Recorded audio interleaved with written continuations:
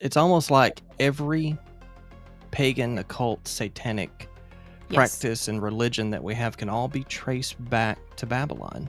Exactly. That's a no-brainer almost, but yet so many people don't see that connection. Yes.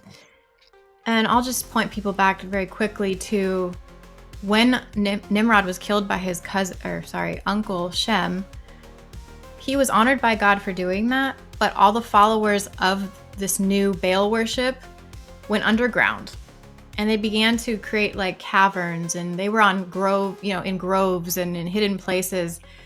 They always did before because they had their sun worship events and ceremonies, but now they're going underground, and this is where we see masonry happening, because they would hewn out stones, as the Bible says, and they would create pillars and altars and even rock slab type benches to sit on in their places of worship.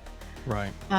Whereas if you go back in history, you'll see that Israelites actually always pretty much had wood that was carved out for their benches, and they did not have an altar out of hewn rocks at all. It was actually whole rocks that they had to piece together to somehow make the altar that they burned their sacrifices on. And so there's that parallel.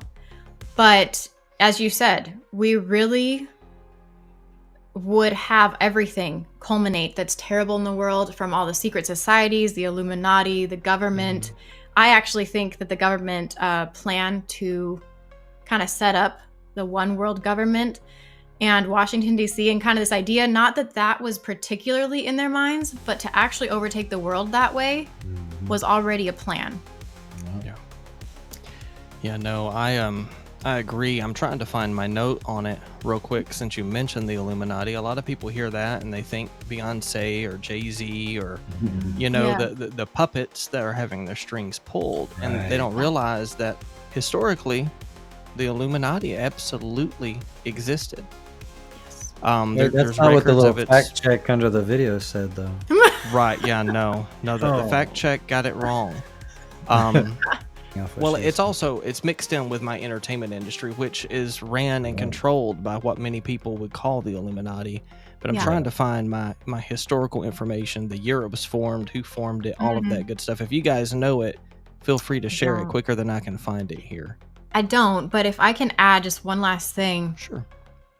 So not only did people become, like, Freemasonry was born in all these different sects of secret societies, and the Illuminati, as well as, you said, kind of the confessionals and sprinkling with water, and Roman Catholicism was born then too out of Baal worship. I'm sorry to blow that one for others, but if you really go back in their practices, it's the same. But what I'm getting at is most of the followers actually went and fled to the island of Alexandria. And there, most everyone became the highest order. That's where we get degrees and everything. They actually practiced their magic to the highest degree to master it. Levitation, alchemy,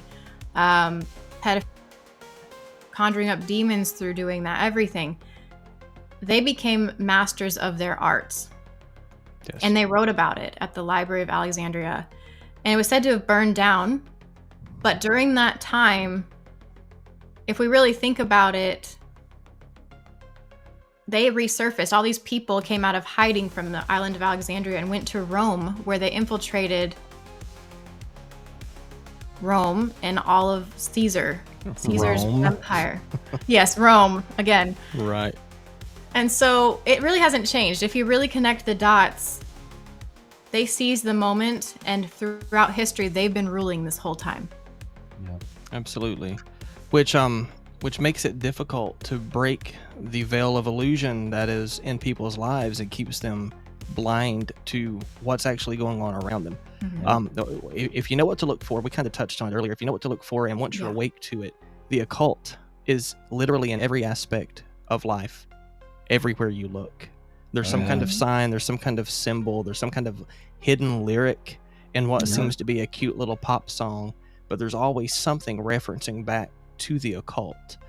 And now we're beginning to see a correlation between the occult and the Rainbow Mafia, Where one is, the other one is always present. At a pride festival, true. you see satanic imagery.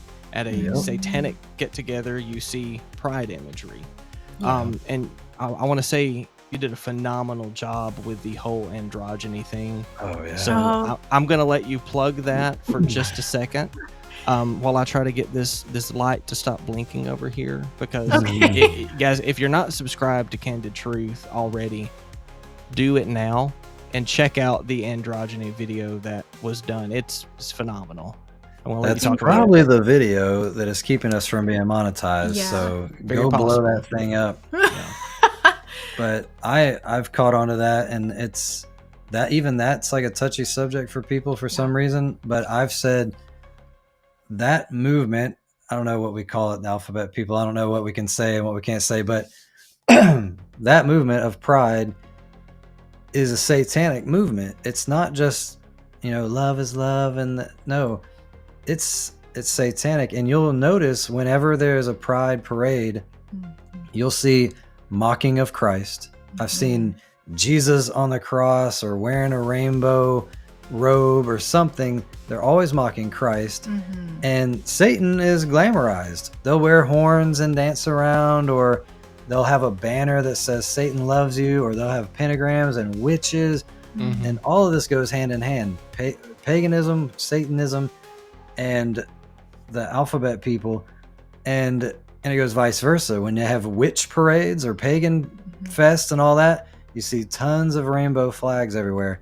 This rainbow flag is more than just, I'm proud to be of this sexual persuasion. It is literally the banner of Satan. It's his flag of allegiance.